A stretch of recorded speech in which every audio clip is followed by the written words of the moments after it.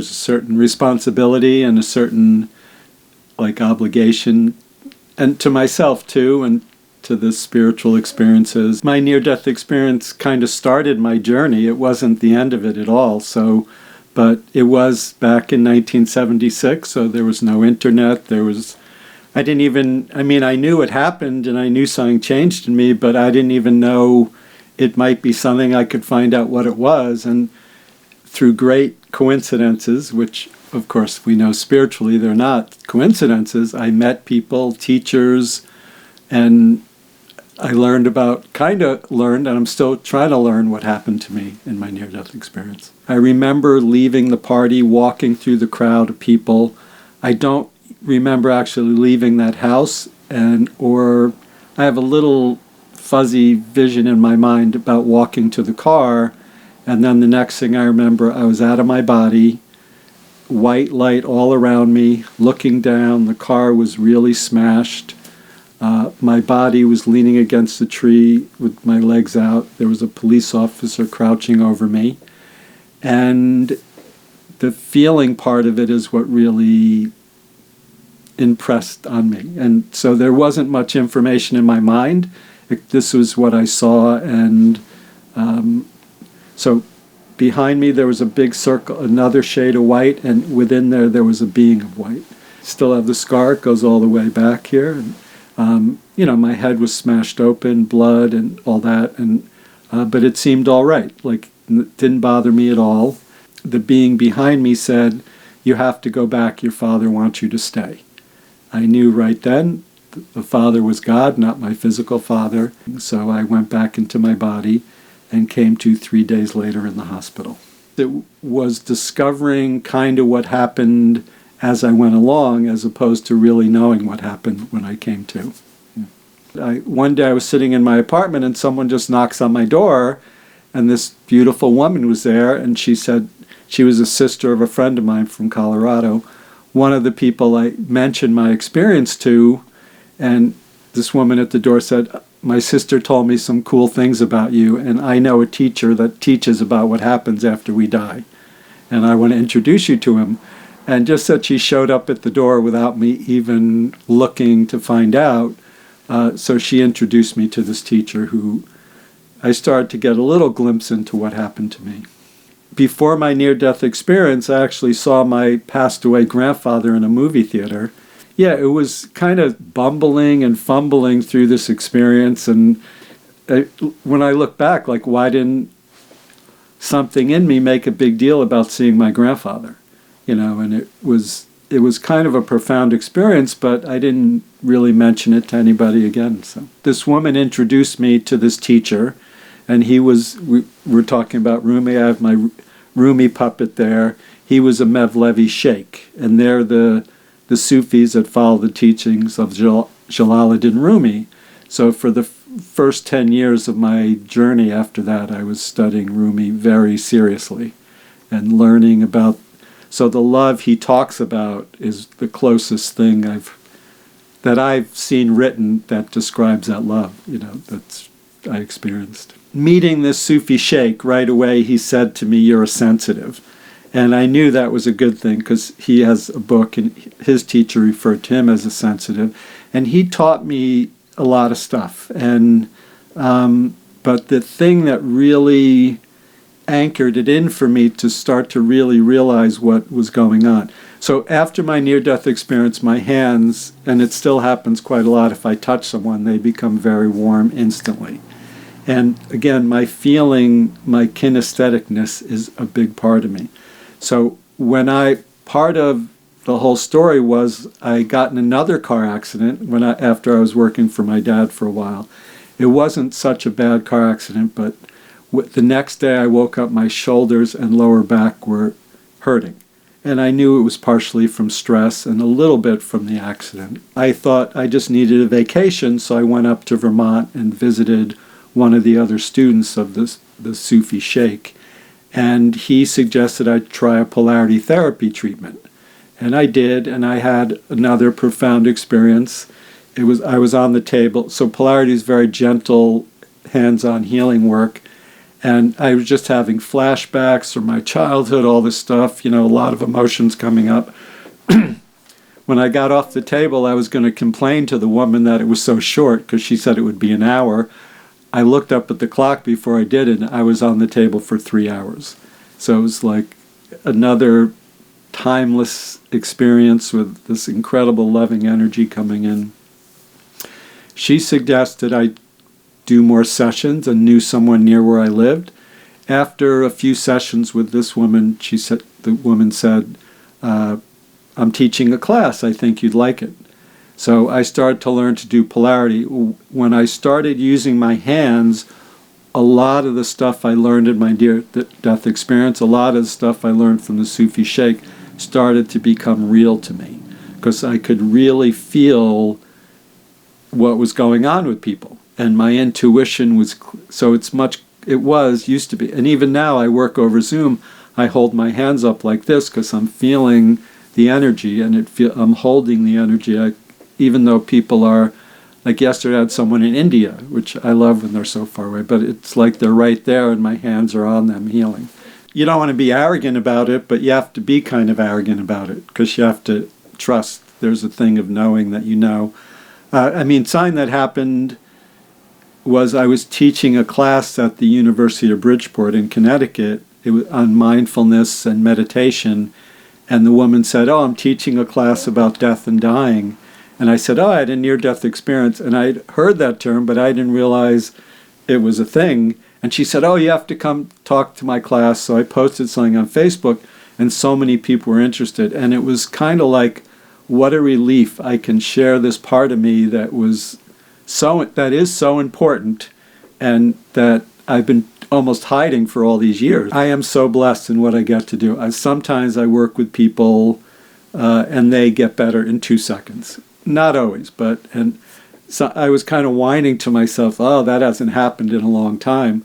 And then a couple of days ago, I got a text from someone saying, and she had one session with me, and she said, I want to make another session. The energy really shifted, and now I'm walking.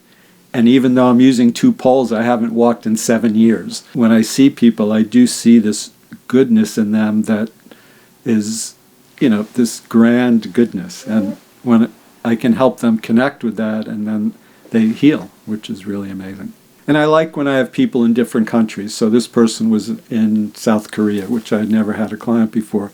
But she was talking to me about her mother, and her mother was 90. So I was trying to say to her, your mom's can't live too much longer, and because I just had a feeling about what was about to happen. But basically a lot of the light energy came in, and there was this beautiful yellow light around the mother.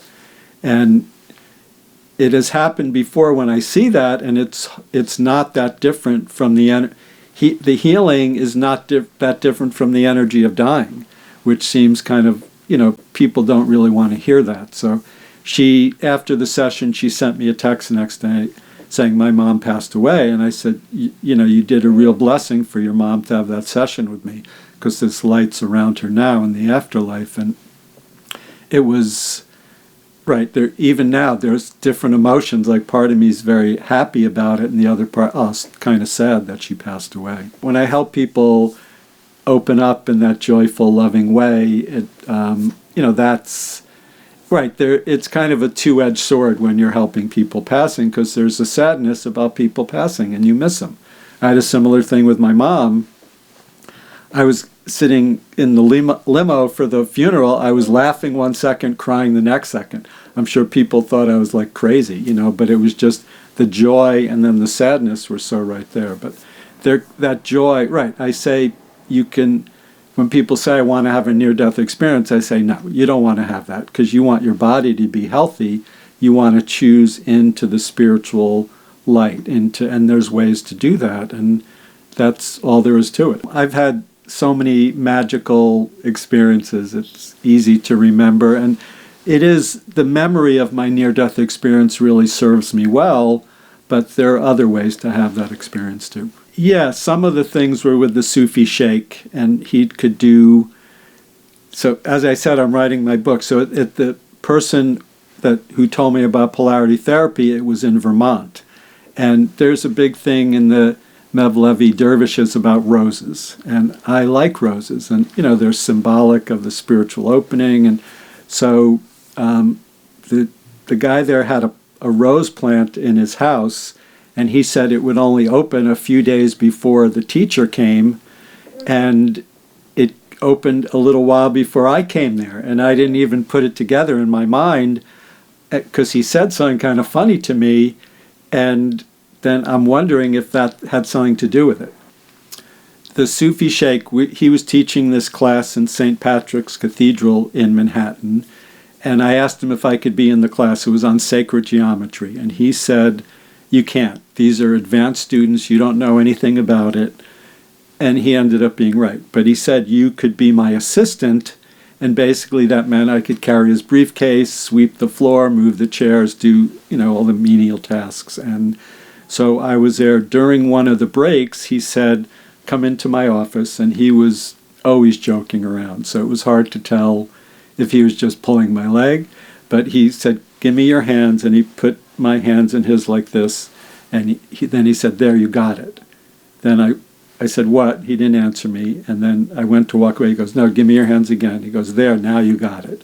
And I didn't ask him what he meant, because normally if I asked him things, he said, "You don't need to know that." But I noticed then my clarity about the gift I got in my near-death experience really stepped up a lot, and there was less fumbling my way through it and knowing that I had a journey and a path to take at that point. So that was something really magical. There's someone I see in person, and her spine was going like this, and her posture, she was off to the side, leaning forward all the time. And I went into, I don't know how I'm going to help this person, but so I see them in person, and I did what I do, and I went back the next week, and her spine was straight. And the next week I had to check, because I was wondering because it was like, yes, wow, like it was so amazing.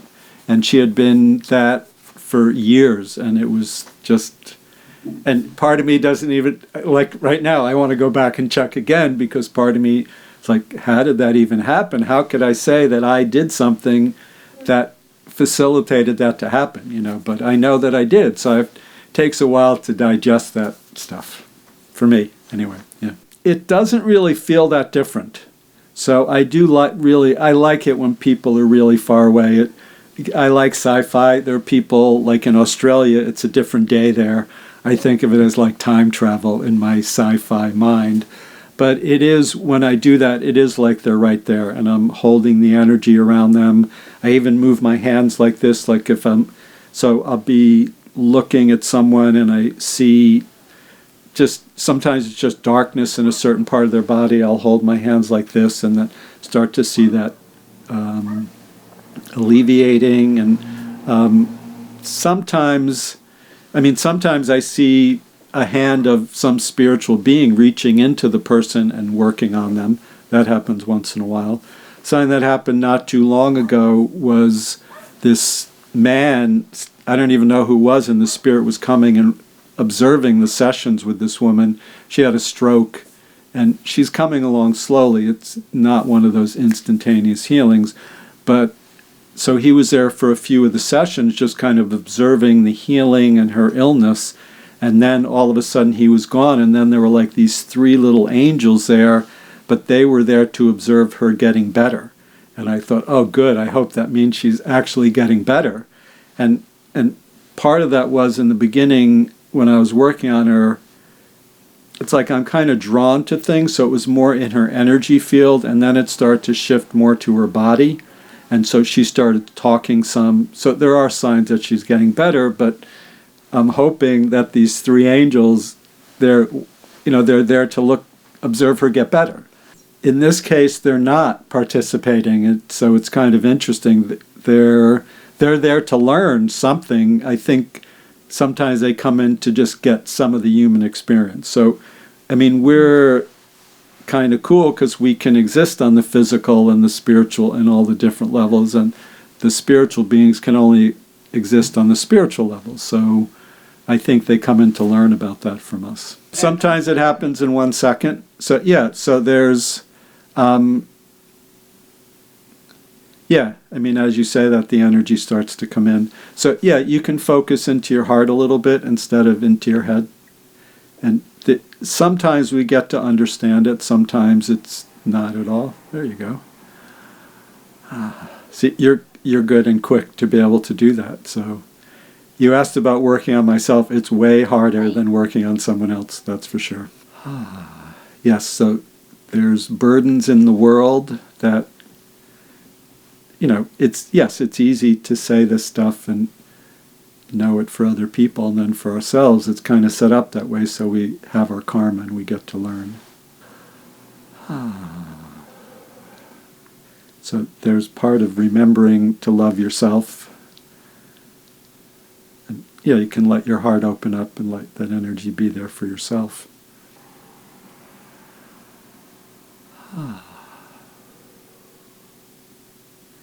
So yeah, there's a being in spirit that you kind of relate to as your daughter, which is interesting. Yeah, take a big breath in through your mouth and out through your mouth. Now, feel into your belly, to your gut. So it is kind of like there are infinite levels and dimensions in the spirit, and you know a lot, and then there's stuff outside of what you know.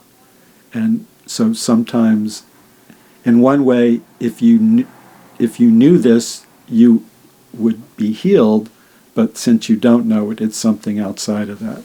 So there are levels and dimensions that are beyond even what you know. Okay.